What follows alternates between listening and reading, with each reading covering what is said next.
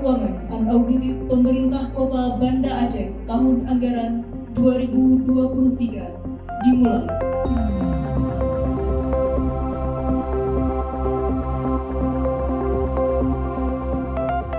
Dengan penuh semangat untuk penyerahan laporan keuangan pemerintah Kota Banda Aceh tahun 2023. Upaya ini merupakan bentuk kepatuhan pemerintah Kota Banda Aceh terhadap Undang-Undang Nomor 1 Tahun 2004 tentang Perbendaharaan Negara.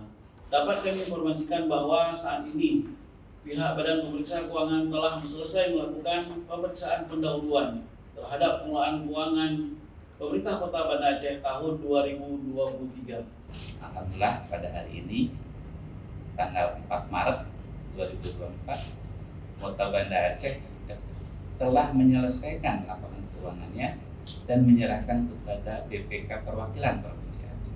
Ini berarti lebih cepat dari batas waktu yang ditentukan. Oleh karena itu BPK sangat mengapresiasi atas kerja keras pemerintah Kota Banda Aceh. Semoga prestasi ini bisa terus ditingkatkan di tahun-tahun berikutnya.